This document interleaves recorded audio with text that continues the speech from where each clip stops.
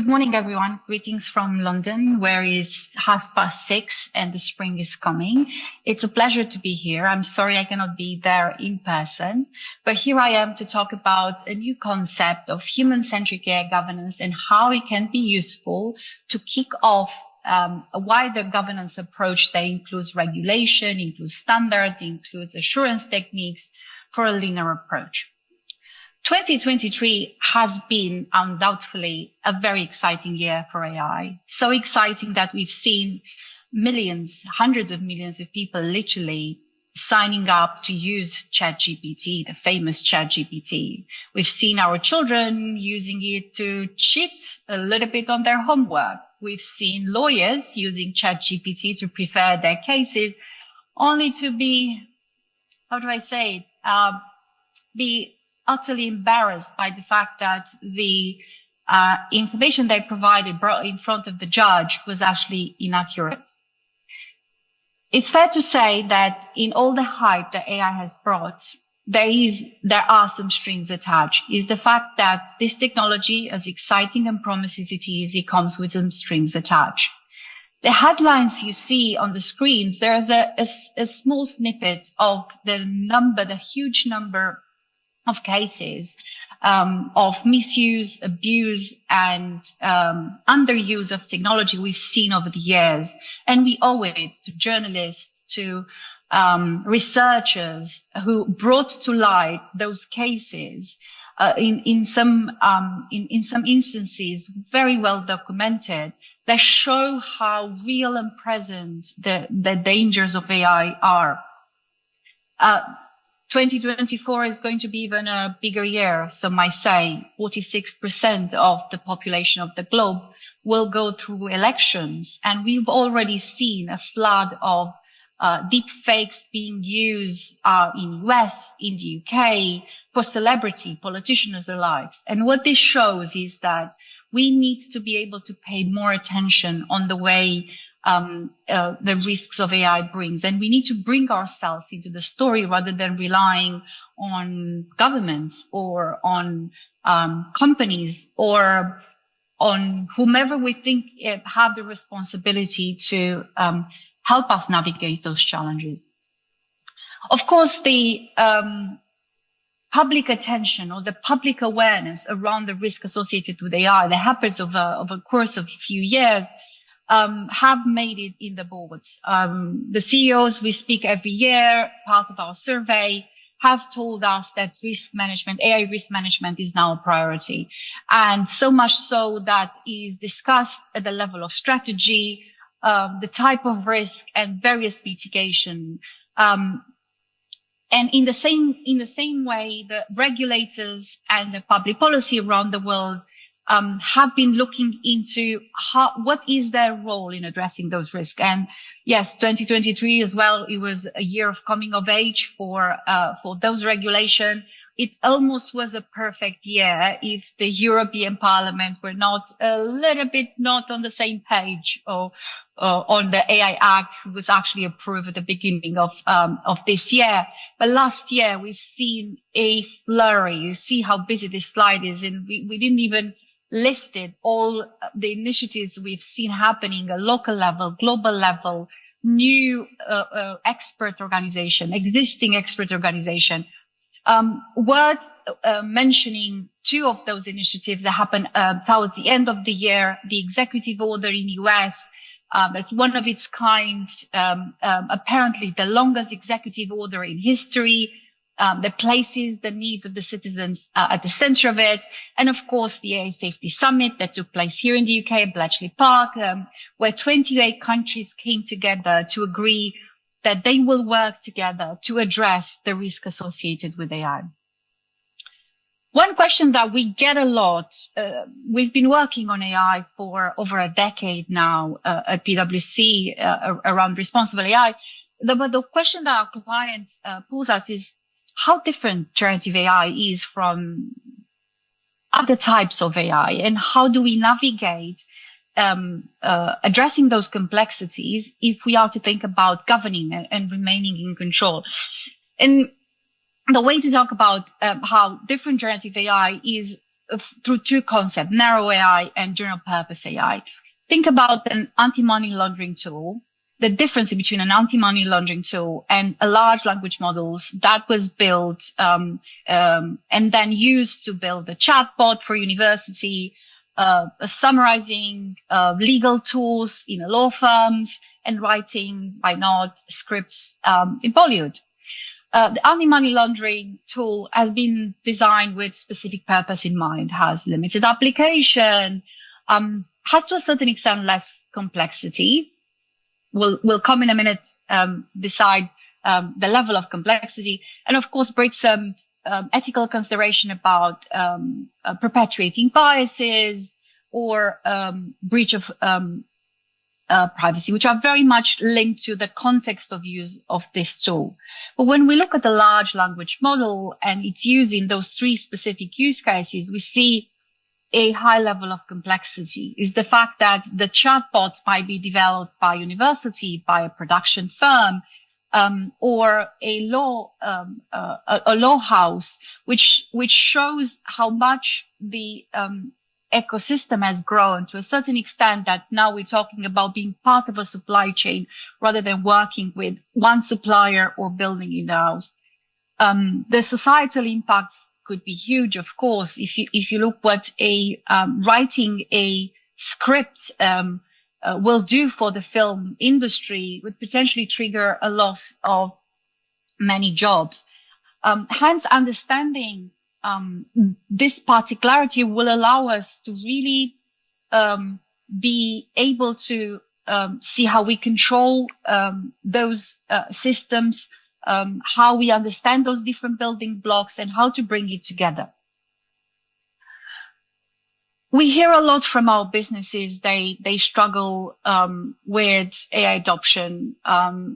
They struggle, as you've heard earlier, with making sense of regulation that comes everything all at once. And there is a risk of burdening innovation, but also in an ever eroding trust around the world. Leaders are concerned of how a technology is emerging and risky to a certain extent could impact their trust with their stakeholders. But one thing that we need to keep in mind is that whatever the challenges we have in our respective organization, we need to proceed ahead with a human-led tech power. Human-led tech power is in fact what funnels, what nourishes the human-centric AI. And what is, in the end, human-centric AI? In our upcoming book, Human-Centric AI, Multidisciplinary Perspective for Policymakers, Auditors, and Users, will published by Routledge in a month, we define human-centric AI quite easy to remember, designed by people, for people, with people.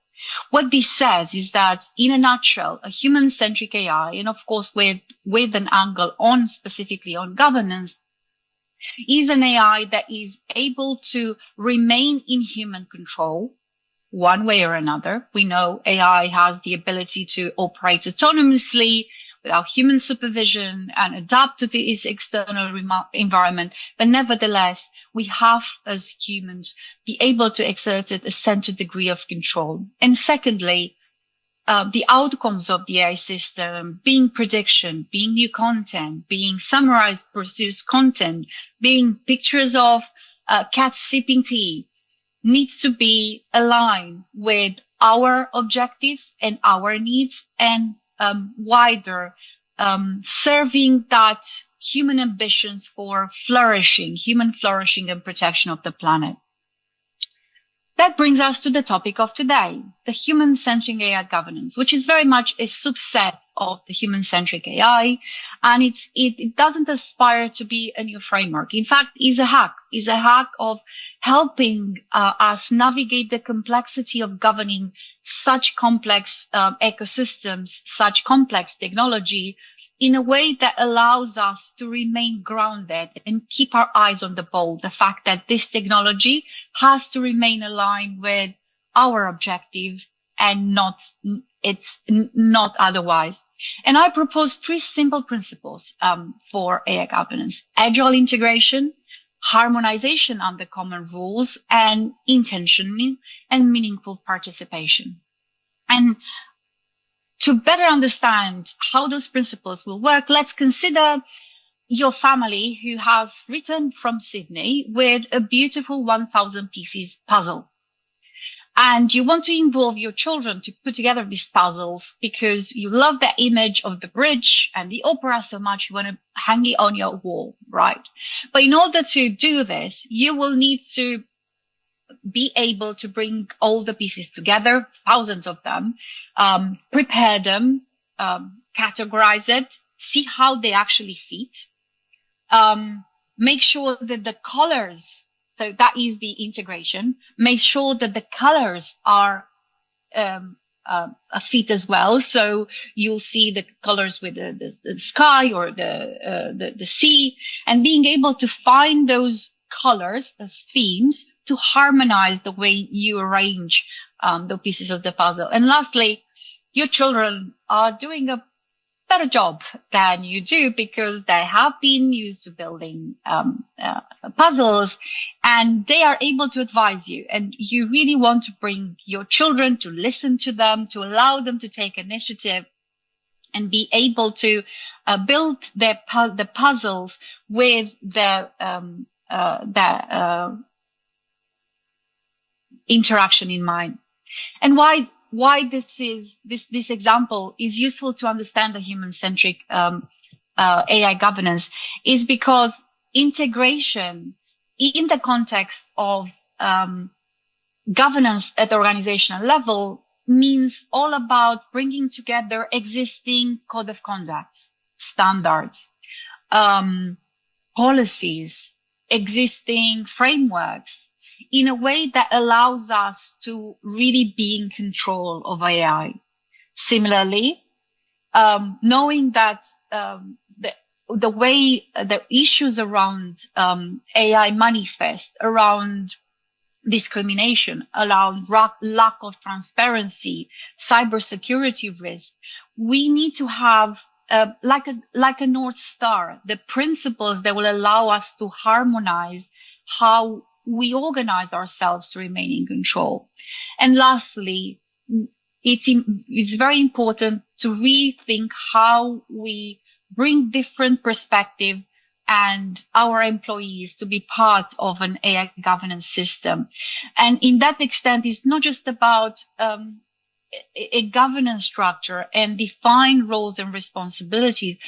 Probably most important is about empowering them by giving them the right skills, by giving them the right tools, by enforcing some solid policies that will prevent the emergence of the risk. And we've seen with generative AI that the risk of misuse are slightly higher with the other technologies. So we need to make sure that we have our people trained, empower with the right incentives and the right tool to be able to participate.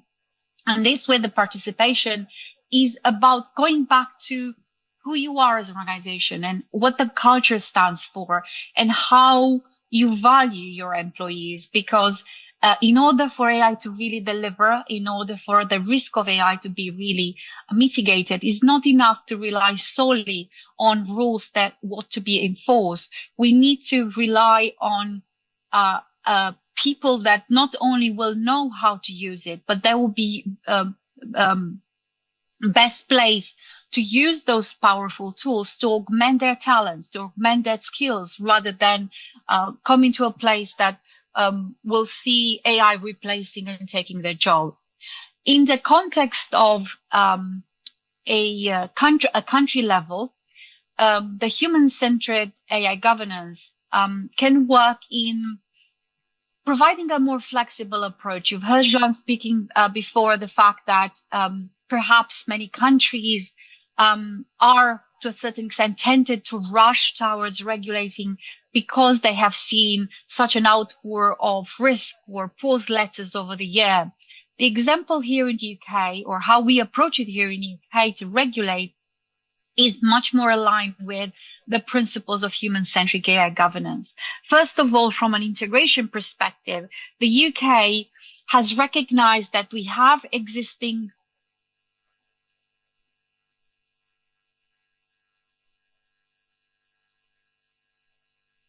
laws, existing regulation, being the Financial Conduct Authority, being the Information Commission Officer or the Consumer Market Authority, that is able to regulate and govern the applications in the context of use. But similarly, when we look at generative AI and its ability to cross the borders of industry, there is a need for a central coordination.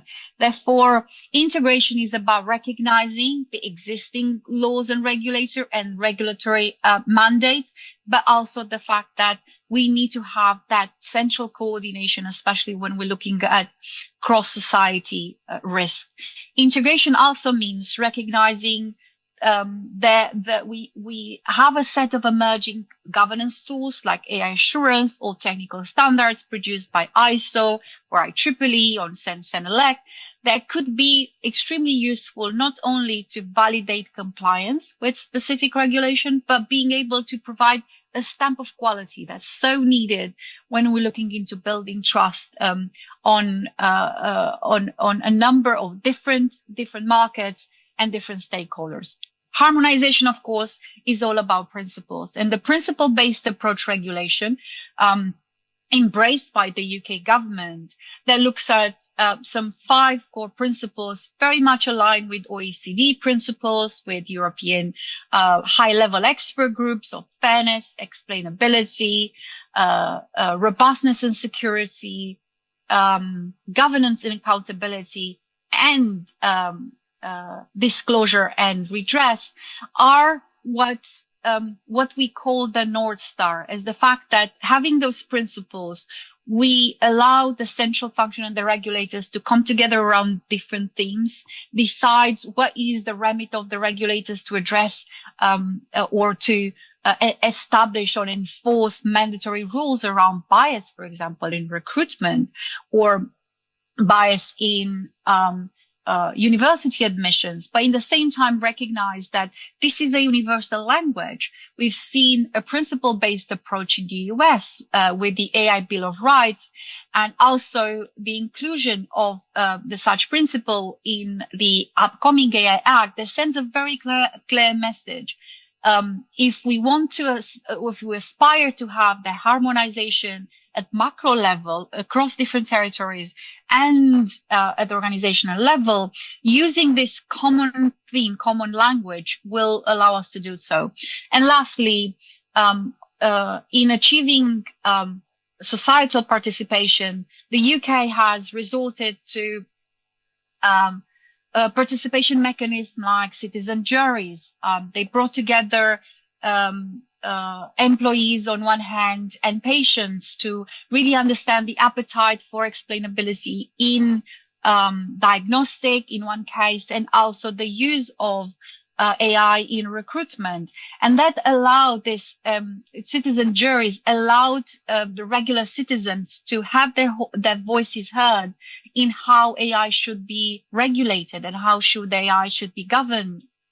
Similarly, almost every single major initiative on public policy and regulation goes through a public consultation. Anyone basically in the UK who has an opinion is listened to, and that sends a very strong message that it's not enough to think of deploying traditional human-centric design elements when we're thinking about how to design those applications and conduct all sorts of methodologies that will allow us to incorporate different opinions that will reflect the diversity of users and data subject. Is important to make this a business as usual as a policy making initiatives, and continue to experiment with a variety of intervention. Polling, crowdsourcing could be expert communities that will allow us to really bring those different voices, listen to their opinion, and incorporate their concerns into the way we design AI. Of course, the complexity of our society with so much digitization and a technology that is complex as AI is, requires us to be able to simplify and find hacks and ways for us to navigate. Again, the human-centric governance that I propose today, it's not a new framework. It's in fact a small hack that allows us to navigate the complexity, the growing complexity of the governance world, navigate it in a way that we always keep the eyes on the prize. The fact that AI needs to remain in a control of ourselves, and also AI needs to remain as much as possible align with our human goals, with our human needs, and with our vision to make this technology work for each and every one of us and the planet. Thank you very much. I hope you have a lovely afternoon and you enjoy the rest of the conference. Thank you. For more content on tech and leadership, subscribe to NASSCOM YouTube channel and press the bell icon to never miss an update.